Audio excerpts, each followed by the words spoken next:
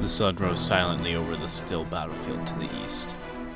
A confused adventurer finds himself regaining consciousness in an unfamiliar land. Far from his usual home of Yanil, he expresses his concerns. Where the fuck am I? He scouted the lands and was quickly greeted by a looming mountain of sulfur. His instinct told him to run away. I'ma climb this bitch. But alas, he heard a voice. Not one from anyone near him. No, this was in his head. You must restore the balance. You must restore the balance to the adventure. Meet me at the top of Mount Road. And thus, the adventurer trekked on, avoiding the sulfur pools, walking for hours and hours, and... oh, he's already made it. So the adventurer met with the infamous Konar Quo-Maiden, who gave this adventurer several tasks to restore the balance to her homeland, and what would now be his home too. Good morning, gamers, and we are back on the now Kebos Iron Man. And as per that new channel intro, things are going to be changing. And I honestly think it's for the better, both for me to enjoy the series and to enjoy creating the content for it, and for y'all to have something more to look forward to. Episodes are going to get really stale really fast if I don't do something different. And as much as I hate changing it so much within 5 episodes, I think this is absolutely necessary. So a big chunk of this episode is going to be explaining what I'm going to be doing, but I promise I'll get to some progress here in just a few minutes. So like I said, before we pick back up on progress, I do want to go over the changes I'm making. The first thing to point out is that the premise of the account is staying the same.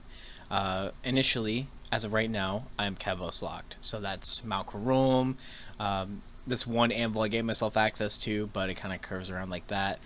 All of this green lush area, including the farming guild, this little kind of farm, not really even town, maybe village, it's really just one house. All of this area, all the Kebos lowlands, the swamps, the lizardmen area, etc., Mount Quinamortum. You pretty much know. This is where I'm starting, right? Lake Mulch as well, or River whatever Mulch.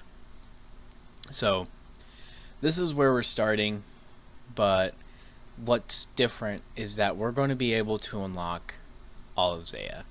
And I completely understand that this is just completely different of what I was doing, but like I said, I want to enjoy the series. I can't see myself enjoying the series much longer if I stick to the way things are. So, hate it, love it, we're just going to go with it. But how do we unlock these areas? Okay, so the idea is that we're restoring the balance to the Kebos region by performing tasks that Konar has given us. Not just her Slayer task, but the task I'll show you in just a second here. Starting with the Hosidius house, followed by the Piscarilius and Lovakin house. Lovakinge? You know what I mean. Those two houses, and then unlocking Archaea's house, and finally the Shazian house. So I have a spreadsheet that I'm going to show in just a second on how we're going to do this. But the idea is that starting off, we do as many easy diaries as we can within our area. So right now we have the Kebos area. The only 2 easy diaries we can complete are Mine and Iron Ore at Mount Karum, which I've already done, but I'll do again for series sake, and Fish a Trout at River Mulch, which is going to take a little bit. But I've added a couple extra tasks on top of that, like getting a level 70 stat and killing a monster in the Karum dungeon. So the idea is that we do those easy tasks first, and then once we do those, we unlock the Hosidius house over here. And then we have to do all the easy tasks that we have unlocked from getting the Hosidius house, like killing a sand crab and stealing from the fruit stall. But now we have to do all the medium tasks that we have both in the Hosidius house and the Kebos. So once we do all those medium tasks, then we unlock Piscarilius and Lovakinge, which now we have to do all the easy tasks unlocked, all the medium tasks unlocked, and now all the hard ones that are available to us as well. So it keeps going up like that, up and up and up, and I'll bring over the spreadsheet here in just a second. Alright, so it's going to look a little bit different for now, but I wanted to bring this over without having to change too much. And here it is. Here's the spreadsheet. It's pretty simple right now. There could definitely be more added, especially either to the rewards or to the challenges, especially on the easy side of things. But as you can see, we're in the Kebos right now. These are the challenges that we have to complete to unlock Hosidius, and we can see the rewards down here, access to Hosidius. So once we do the Hosidius one, we can finally do Konar Slayer. I feel like that's a fair way to do that exception. So we do all these, which is the easy and mediums that we have completable, so on, so forth, until we've completed everything.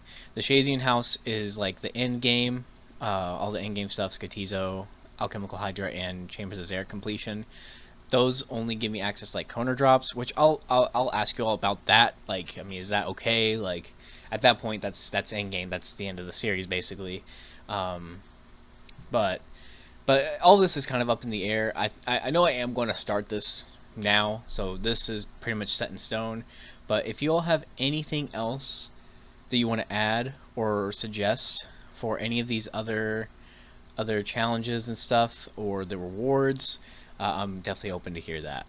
Doing things this way just makes the exceptions seem a little bit less, I guess, drastic, or I can't think of the right word, but there's definitely going to be a few less exceptions if I do things this way. And I get, like I said, I am doing things this way regardless. I want to enjoy the series. One thing I do want to propose is, if you all think it's too much, this is such a drastic change, quit the account. I think I'll probably restart the account. I don't want to, obviously. Like, I've made quite a bit of progress, and I don't want to lose that. But if it meant that y'all would want to watch more, I would definitely do that. So just let me know what you think. We're gonna go ahead and get back into the actual progress videos here, and actually make some gains. So jumping right back into catching you all up here, I did stay at Rock Crabs for quite a while. I killed over 1,000. Look at this clue scroll luck. It's about like a 1-inch 128 drop or something like that, and I ended up getting 12 out of that. So that's pretty above drop rate. I couldn't complete any of them, obviously. That's why I didn't really record any of them. It just felt like it was a little too much. So yeah, we killed about 1,000, got like 12 clues, none of them were completable. We did get about 160 fishing bait, which I hope I picked all of that up. I'm gonna have to enter my pin here. Yeah, so we did pick all of that up. So we have 160 fishing bait. Unfortunately, that's not going to be enough to get to 43 fishing that we need for aerial fishing, which is one of the unlocks we need, or well, it gets us to one of the unlocks we need to unlock our next area, which is something that we're going to have to grind for. So I will have to go back to raids, either go into raids and do the fishing room, or just hope for more fishing bait. So that's going to be what we're going to do today. Going to go back to the fishing grind, and then we're going to go explore raids again. We also ended up getting 245 seaweed, which once we get buckets of sand, either through earth implings or any other way, this is going to be some great crafting XP. But for now, I've just been stockpiling as much as I can, and hopefully we can use that in the future. To recap where I left off stat-wise, I ended up getting 55 attack strength and also 58 defense. I was kind of getting beat up by those rock crabs, so I decided to go get 60 defense first, or at least once I got 55 base, to get defense up, because they were actually kind of hitting me pretty consistently since I don't really have any armor.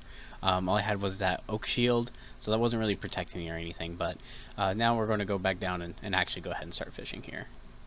Oh, also, while I see it here, I did end up getting a second XP lamp. I didn't see any other random or XP randoms, so unfortunately, just these two for now. Since I am going to be unlocking the Hosidius house, that does open up construction. I can buy a house in the Hosidius house, and then I can actually start lamping that. So, and even then, I really don't even have to lamp construction. I can probably do something else, because over in the swamp area, or right here, where this mining spot is, there's 2 planks that spawn, and then you can get a hammer, a saw, and I believe you can get nails somewhere. If you can't get nails anywhere, unlocking the woodcutting guild would get us access to that. So realistically, we may not even need to lamp construction, but I'm just going to think on it for today and see what I decide to do. Now, the keen eye of you may be seeing where we're going and see that we have a cash stack on us. That's right, I believe we truly have access to Puro within the Kebos. So that means we can get impling jars and catch implings way earlier than we need to. I don't know how it works, actually. I've never actually been to Puro this way, so I don't know if I just have to hop worlds and see, or what happens here. So we'll take a gander and hopefully figure this out. Okay, we're back to fishing. I didn't want to wait. I hopped a few worlds, but inevitably I looked it up on the wiki, and it does say that this is a patch that can turn into a crop circle, which means we do have access to Pearl since we have 35 Hunter. You only need 17 to get in, and that means we have access to impling jars, which is absolutely amazing. That means we don't have to worry about the hand catching level.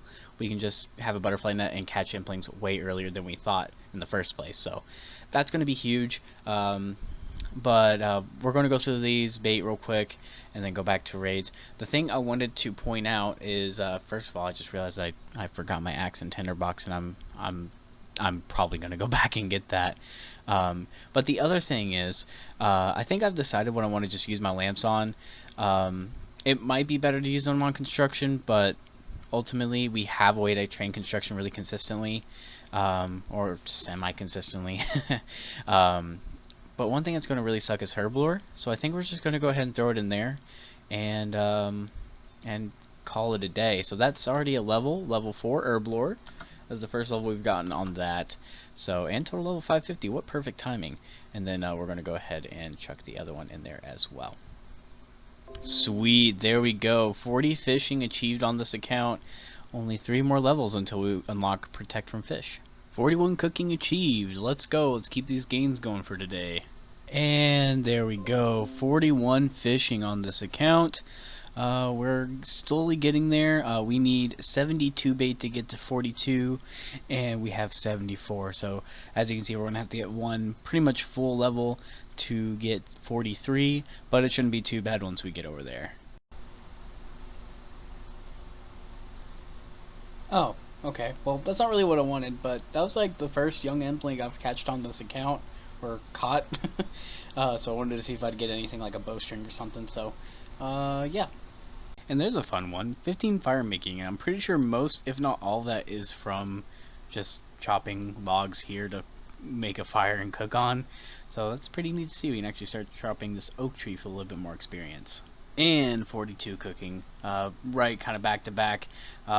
Just a little bit of food, but yeah, we're making pretty quick progress on the cooking gains. It's going a little bit faster than fishing, obviously. Finally, now that we're burning less food. And there it is, the last level we get before going back to Mount Queen Immortum. 42 fishing. Yeah, we're making some good progress today. 556 total level, and I'll see you over at Mount Queen Immortum. I actually wanted to make a quick detour here real quick before heading to Mount Queen Immortum, and this will be the first of 4 challenges we'll need to complete before unlocking the Hosidius house.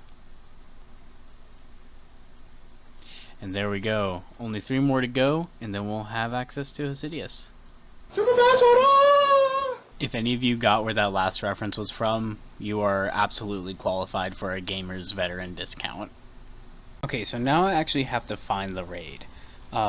This may take a little while, and I remember having a hard time finding the scavenger or resource room raids.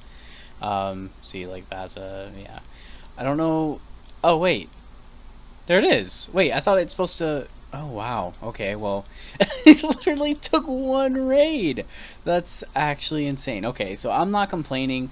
We're going to go ahead and start this. We're going to have to kill the scavengers and probably die a lot, but hopefully that should get us all the stuff that we need for this.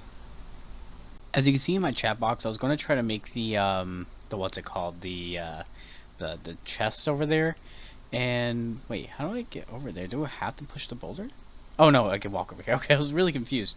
Yeah, I was going to try to make the chest, however, it looks like I'll have to actually own the house first. So I don't know if this will be a way I can train some scuffed construction, if it's even going to give me enough XP or if it's going to be worth it, but for now we're just going to get as many cave worms as we can and hope for the best. Okay, so I got about 142 cave worms. It didn't really take that long, but we're going to go ahead and just start fishing the bubbles and see how long this takes to get 43. So as I keep fishing, these give a lot less XP than the pike did, so I need actually a lot more to level up. So I need about another 40 or so bait, but I can get that here in just a little bit. I'll use up this bait and go back. But yeah, it looks like it's going to take a little bit longer than I wanted, but that's okay. You see that? You see that? That cave snake? You gotta avoid him. That motherfucker has scared me like 3 times and has hit me a couple times. So, if you haven't fished in raids before, that's something you gotta worry about. Sweet, awesome. There we go. 43 fishing. So now if we click here to continue, we can catch bluegill on Mulch Island.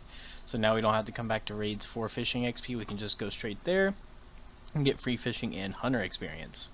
So I was only in the raid for about 40 minutes. That wasn't too bad. So we'll be heading to aerial fishing next.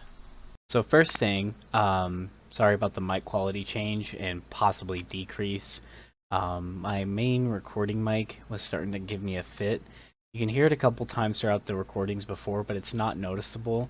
You have to be really, really listening into it.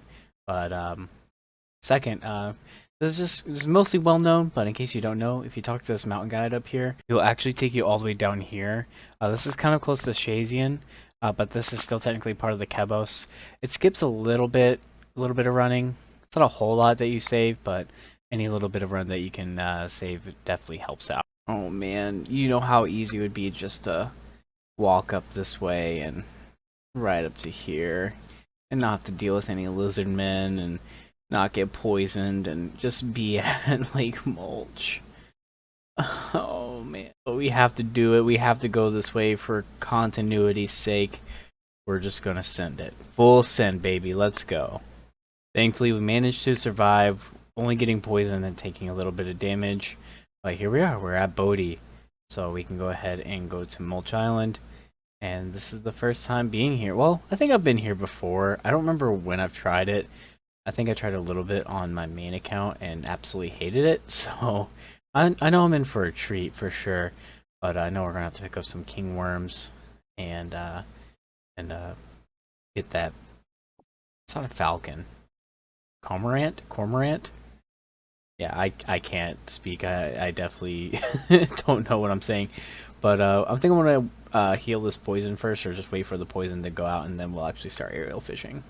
This is honestly so sweet. Like, if I could walk around with a cormorant on my hand just all the time, I would absolutely do it. I would do it no matter what. But the more important thing is we're going to be doing our first bit of aerial fishing. And I know it's not a huge amount of XP, but there we go. First amount.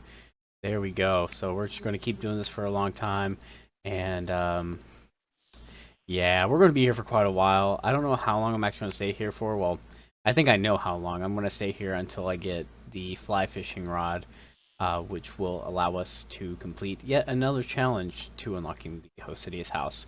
So with that, I think I'm just going to go ahead and end this video here. I've done quite a bit today. Well, this is a couple days after everything before, but I've done quite a bit. We're going to be here for a while, so expect episode 6 to have a lot of aerial fishing, and have a good day. Take care.